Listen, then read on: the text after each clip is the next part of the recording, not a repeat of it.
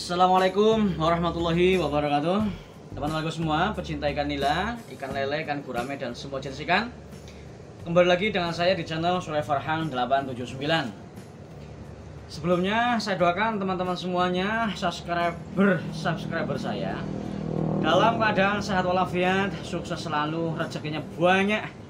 Mudah-mudahan bisa untuk membahagiakan keluarga. Teman-teman semua pecinta ikan nila, khususnya ini ya, karena saya akan membahas nila hari ini. Kemarin itu ada orang yang tanya sama saya, dan kebetulan orang ini juga langsung ke rumah.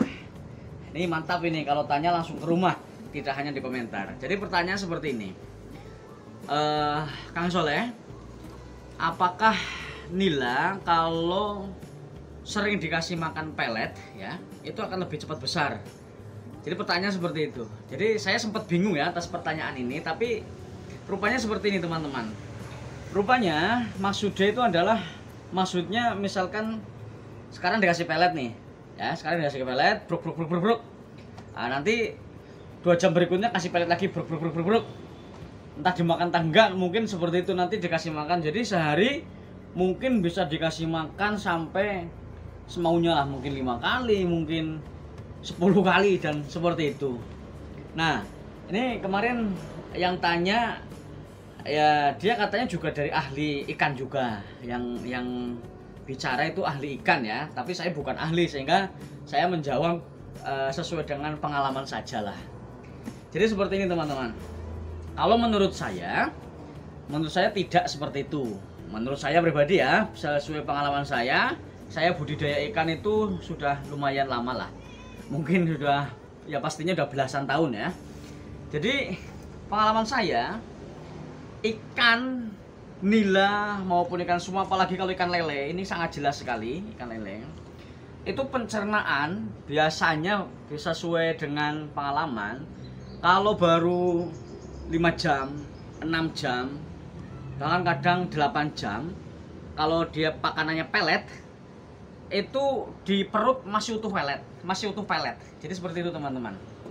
Maksudnya misalkan sekarang dikasih pelet ya jam 6 pagi misalkan dikasih pelet. Nanti pukul 10 pagi, pukul 10 siang, kalau kita obrak-abrik kolamnya ya, kita kacau kolamnya, kita buat stres, itu nanti ikan itu akan muntah masih berbentuk pelet. Itu selama berapa jam berarti? 6, 7, 8, 9, 10, 4 jam, 5 jam itu masih berbentuk pelet. Dan itu sangat sering. Karena saya kadang ya, kalau ikan ini pagi sudah dikasih makan jam 7 atau jam 8, tiba-tiba siang itu harus dikuras karena kebutuhan stok yang harus dicukupi untuk penjualan ikan. Itu masih utuh pelet. Nah, dengan seperti itu berarti sebetulnya pemberian pelet yang terlalu sering menurut saya kurang efektif. Kenapa? Ya karena pelet yang baru dimakan saja di dalam perut itu belum tercerna secara optimal atau secara maksimal. Jadi seperti itu teman-teman.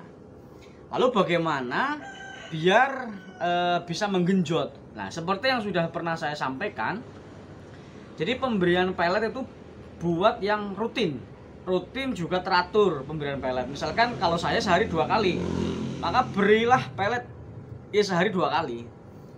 Karena 2 kali ini sudah cukup menurut saya, bahkan kadang juga sekali ya, kalau misalkan kita sedang sibuk sekali ya. Nah, jadi begini teman-teman, kalau kita mau menggenjot pertumbuhan ikan, kita standby-kan pakan di kolam itu tapi selain pelet. Nah, misalkan kita pagi kasih pelet nih, kita pagi kasih pelet jam 8 umpamanya. Habis itu kita kasih daun-daunan atau pakan yang lain, tapi jangan pelet lagi. Itu kita panjer di kolam itu, kita standby-kan di situ.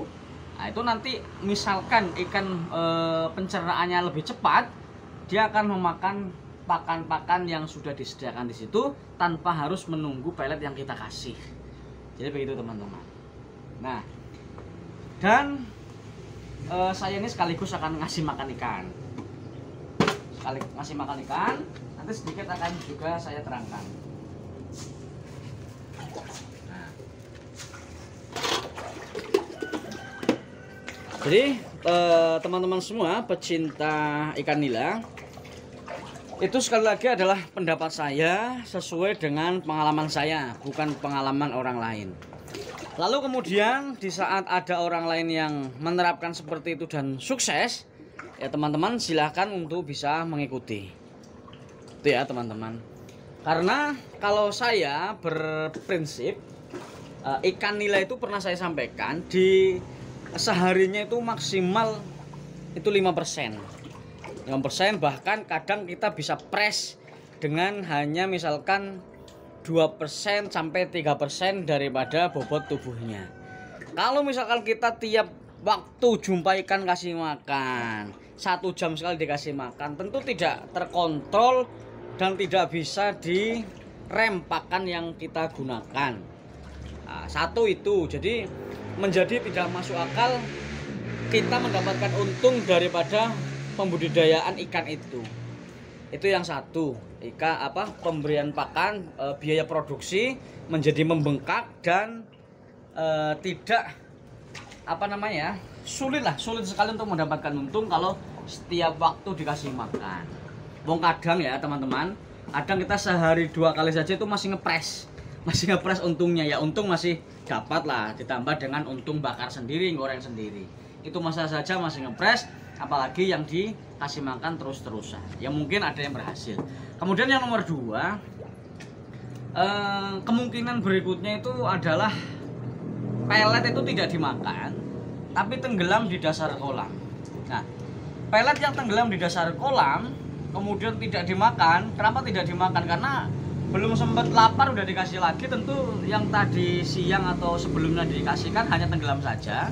Ini akan menjadi amoniak, akan menjadi racun yang membahayakan untuk ikan, mencemari kolam dan seterusnya. Ini nanti juga bisa berakibat yang biasa dikeluhkan oleh pembeli, yaitu ikan menjadi bau lumpur.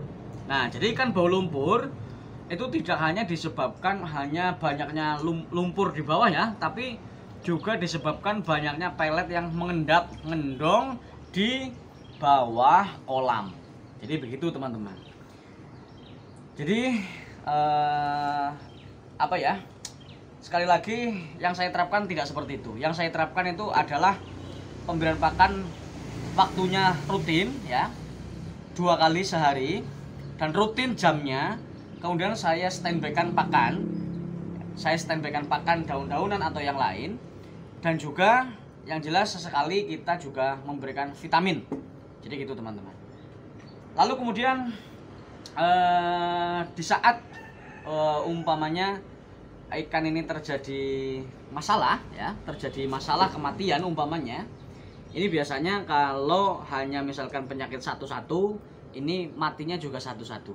Lain kalau misalkan kolamnya yang tercemar, ini biasanya akan mati secara mendadak dan serentak. Ini akan membahayakan sekali. Jadi begitu ya teman-teman.